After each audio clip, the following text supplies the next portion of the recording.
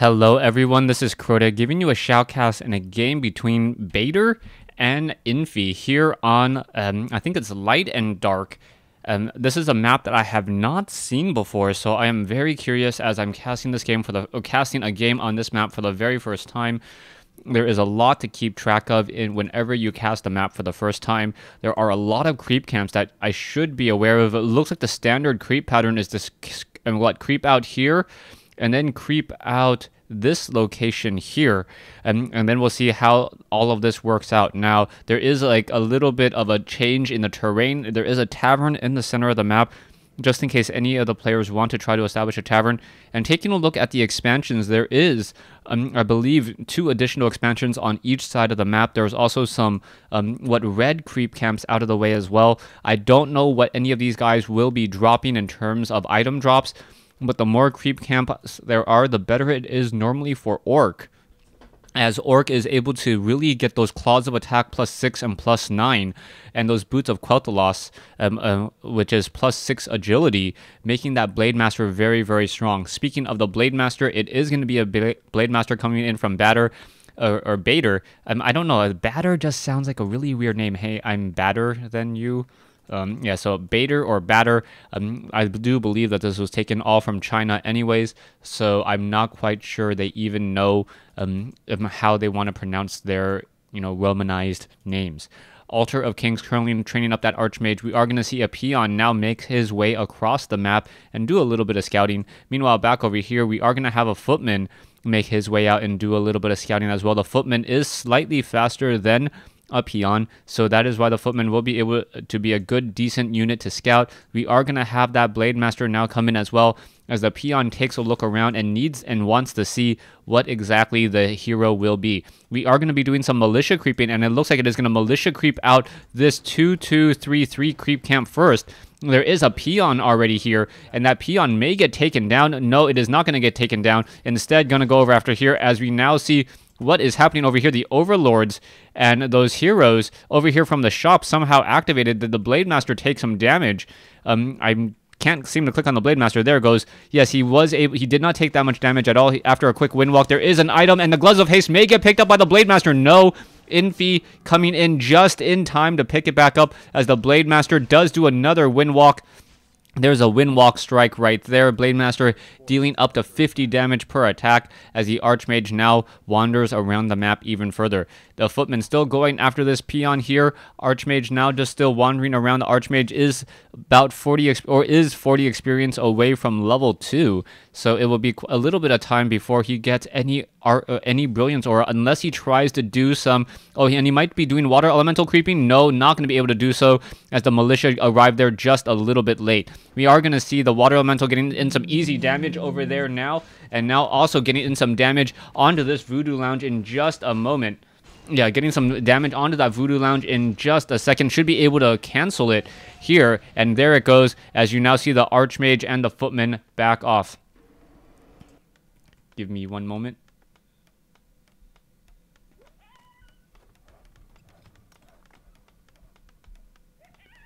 Alright, we are going to have an Arcane Vault being built as well as the Archmage. I keep on over-clicking. Archmage now looks like he may be able to pick up perhaps a Boots of Speed in order to run away. There is also this Footman who's still been doing a decent amount of scouting still, as we are now going to see the Grunts starting to try to creep out this location on the top. Archmage now running very, very quickly, also has Dust of Appearance, is at level 2, and now here it comes in, and now going to drop in some Water Elementals to get some easy damage. That one Grunt took a lot of damage and is now currently slowed because of that Frost Armor, and how much damage will be dealt. The Footman needs to back off here. The Blade Master going straight for that Footman, the lower hit point one already, and now once again re-engaging over here in the center portion of the map. Archmage still running around still, as the Blade Master looking to deal even more damage. Does have 2 Circlets of Nobility. Oh, the Water Elemental unable to get a decent surround onto that Grunt, and it looks like that Grunt will not get taken down. There's going to be a Healing Salve waiting for it back at home. Yes, down over here. So there will be a Healing Salve waiting for it back at home, as we now see the Blade Master still chasing after those Water Elementals in the center portion of the map. And it looks like Infi is going to be going for a Beastmaster as the second hero. Normal hero choice, as it does slow down an Orc player's ability to really tech, and now just simply waiting for the resources, and there is a Beastmaster. So Beastmaster and Archmage, that's going to be a lot of piercing damage without really that much investment with no investment into Rifleman at all. The Beastmaster now making its way back over here. He already does have one Quill Beast, but where is he going? Along the far side, as the Archmage simply just running into here now. It looks as though there's not much going on here. He's not going to really be able to take down any buildings because no buildings are currently being built.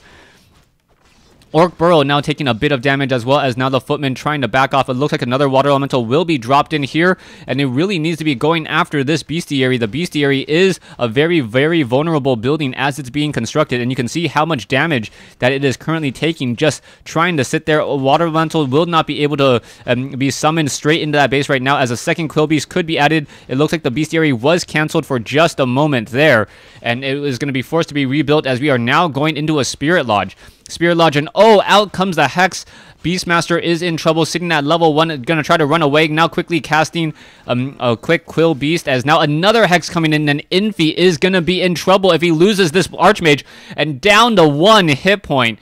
Natural regeneration for the win, being able to retreat home, making sure that he doesn't lose 2 heroes, and losing 2 heroes early on really, really hurts, as you lose a lot of very important creeping time and leveling time. Sorceresses are now out. A little bit of a strange move by Infi going for Sorceresses. It looks like he will be able to get a lot of slow. The Spirit Lodge already coming into play, as we are also going into Bestiary as well. So we should be getting those Raiders. Sorceresses are the normal standard now, but normally I see a couple of Priests come out first, as the Priests would be able to heal up and recover all of that damage a little bit more quickly. We can see a Brood Mother now making his way out, and yes, there are Brood Mothers apparently in Warcraft 3, not just StarCraft 2.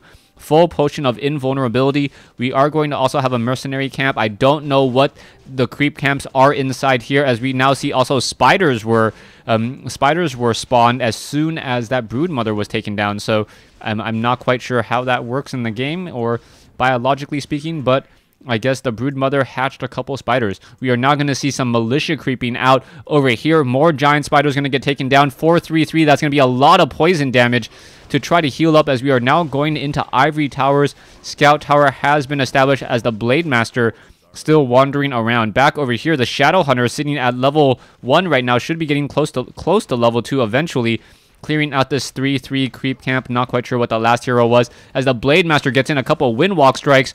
And now damage is being dealt. There is a lot of poison damage to be had, as the Priests are now trying to heal up the rest of the party. Shadow Hunter about 2/3 of the way to level 2 now. It looks like a Water Elemental now just going to try to disrupt the healing onto that Shadow Hunter. The Shadow Hunter very smart, deciding to back off there, and it looks like the Water Elemental will get taken down, feeding even more experience to that Blade Master. Not a very good engagement there, as we are now going to have Spirit Link being cast by Bader. Bader now trying to engage a little bit further, as you can now see the Spirit Walker doing a fair amount of damage, but the Quill Beast and the Water Elementals are going after that Spirit Walker. The Spirit Walker is unarmored, so takes additional damage from piercing. Sorceresses and Priests still continuing to add to this group, trying to heal up, and in comes a Lightning Shield. So a Lightning Shield onto the Beastmaster in order to deal even more damage. A very nice added effect by Infi, as he's now going to be forced to use that Speed Scroll, and that Grunt is now going to be taking a lot of damage. The Grunt already down to 150 hit points, constantly taking even more damage, and it looks like that Grunt will get taken down. 39, 13, and finally it does get taken down. Level 2 on the Beastmaster, and another Grunt. So Bader going to be in a bit of trouble after losing 6 food now. We are now sitting at 34 over 40 compared to 42 over 42. That is a huge, huge difference, especially in a game like Warcraft 3, where every unit really matters much, much more. And you rarely ever see any very large food battles. Dire Wolf now engaging also some giant wolves over here. Looks like that Archmage should be able to drop in a Water Elemental. No, will not be able to. Doesn't have enough mana there, as we now see the Quill Beast doing just some running and some scouting. There is a Demonic Gate over here, so I guess you can open up that Demonic Gate in order to creep out this creep camp, and also set up this expansion off over here. This expansion is rather far. I didn't realize how large this map actually was. This is a very large map with a lot of walking distances. And now we are going to see the Archmage and the Beastmaster. Are we going to get a tri-hero, perhaps the Paladin as the third hero, or even the Mountain King? Both very, very good. One more defensive than the other, one more offensive, but I'm sure you guys don't need me to explain which one's which. Blademaster looks to come in. Level 3 on that Blademaster could easily get in some damage as well. We'll see how all this will work out as we now see the Shadow Hunter sitting at level 2, almost level 3 as well. Invisible Hawk flying around, trying to keep track of the rest of that army. Archmage, Beastmaster, and a whole bunch of sorceresses and priests now coming out to engage. It's going to be caster battle here as we now see, what is this? Okay, sorry, for some reason I thought the little howl was actually on the creeps, and I was like, wait, did he actually get a Pit Lord? Pit Lord would have been perhaps one of the craziest hero selections I've ever seen from an Orc player ever. We are now going to move over here. It looks like the mercenary camp will get, oh, the demonic gate now going to get taken down. And this is interesting that he's actually going to take down this demonic gate in order to perhaps creep out this creep camp here. If he's able to get the gold mineral patches, that would be huge, as he's now running in along the backside, and now he's going to try to, I guess, gain experience from his opponent's creep camps. Archmage at level 3, in comes some lightning shield. You have to be very careful. You could get purged from the Great Voidwalkers. I think they have a purge ability. It looks like there's also Frost Arrow as well, as we are now also on a Hawk. Blademaster is still looking randomly for his opponent and doesn't quite see him, as there is invisible creeps or invisible summons all across the map. Down goes another Voidwalker there. It looks like it is going to be a Wand of Mana Stealing being picked up, as still a lot of towers being built by Infi now. And we may even see perhaps a creep out of the red creep camp. That would be very, very risky at this stage in the game. Level 3 on the Archmage. We are getting some Spirit Breakers, and a Greater Voidwalker was hired. Or was that hired? I guess it was. So a Greater Voidwalker is now part of this army here, as we are now going into an Infernal. The Infernal should get taken down rather easily. The Sorceresses cannot take it down. The Vile Temptress will just be slowed for a little while longer, as the Immolation Aura from the Infernal will be able to deal a lot of damage back to that Beastmaster. But down goes the Infernal. Ring of Rest, or Potion of Divinity. So I believe, I'm trying to remember what potion that is. Is the Potion of Divinity the massive regeneration, where it almost restores your hero completely, or is it the 30-second 30-second invulnerability? I'm not 100% sure. We can now see a couple peons now make their way out. Speed Scroll now. How is the Speed Scroll being used by? Wow, how's the Speed Scroll being used by Infi? So Infi somehow got a Speed Scroll, and now I am all confused in this matchup, as the Beastmaster is in this battle. It looks like a Footman will get taken down. Blademaster going to come in and engage as well. Speed Scroll still being applied, though. So the Speed Scroll, I guess, was something that was left behind by the creep camp and the sorceresses, and there's a very quick disenchant there, as the Beastmaster now sitting, oh yes, it is a 45, or I believe it's a 30-second Potion of Invulnerability. He has another Potion of Invulnerability to add to it as well, as both sides are still engaging. Slow plus Speed Scroll on the far side makes it for a rather interesting game, as now the Beastmaster is just sitting in the back trying to get healed back up, and it looks like the planar void, or the Greater Voidwalker, may get taken down here. It is going to be over. That is Infi's unit there in that engagement, as we now, what is happening here? Oh, it's invisible. Sorry, cannot tell that it's an invisible Voidwalker. He's already kind of translucent, or opaque, I guess is the correct word. So yeah, it's just already kind of opaque, as really great micro coming in, and now Infi with another Potion of lesser invulnerability in this matchup. Now is Infi going to perhaps be able to save his Greater Voidwalker, as now the Blademaster coming in. The Blademaster also has a Potion of a full invulnerability as well for a full 30 seconds, and now more invisibility being cast. So a lot of invisibility being cast. No Witch Doctors for Sentry Wards at all. Kodo Beast now coming in as well. Nothing in the bellies of those Kodos. No, he did take an Ogre Mauler there, as the Beastmaster, Archmage, both sides still battling it out. We are going to be losing a couple of heroes on both sides, but this is a rather long engagement and battle, as the Beastmaster gets taken down at level 3. Archmage now at level 4, going to go toe-to-toe with the Blademaster. Blademaster, however, almost getting to level 5, as a Potion of Invulnerability now being used by the Archmage, and now it looks like a Scroll of Town Portal finally being used. Does it pick off all those units? No. One poor priest trying to run away. It looks like, is it going to get eaten? Perhaps ensnared. There's the ensnare, and poor Priest just not close enough for the Scroll of Town portal. Archmage looking to perhaps buy a Tavern Hero. We did see a reveal being cast by this Arcane Tower. Very nice ability there as the Beastmaster was resurrected. Archmage now also has a Clarity Potion as well. Beastmaster doesn't have any Clarity Potions at all. And we'll see how this is all going to work out as we are now going into mass Spellbreakers. So very, very heavy Spellbreaker army. And this is going to become interesting to see how this is all going to work out, as now it looks as though Infi looking to take down the second Elven Gate and do even more creeping. So it's going to be very, very heavy creeping here, and this is going to be very strong as Infi was able to summon a Water Elemental straight through. The Water Elemental does move a little bit more slowly. Blademaster is part of this group, and now there's an invisibility cast there, slow being cast onto that Blademaster as the Blademaster is forced to back off. Water Elemental slowly making its way off over here, and it looks like there's a Goblin Laboratory on the far side over here as there's Troll Warlords here. So interesting position for it as we are now going to be going into the Hellcallers, and both sides are going to now start creeping out. A nice mana burn coming in from the Soul Stealer there. And it doesn't really look like Batter knows what to do in this engagement, not knowing this map at all. And WarCraft 3 is definitely a game where you need to know your maps. Speed Scroll, Speed Bonus was being picked up, and now, oh, what was that? A Restoration? A Rune of Restoration there, as everyone is now healed all the way pretty much back up and now going to make their way down to the south and clear out this creep camp as well. One Invisible Hawk still hiding off over here. It looks like Thunder Lizards are a go, and as we are now going to have what Beastmaster now trying to fight back, but the Thunder Lizard, is going to now have an invisible summon.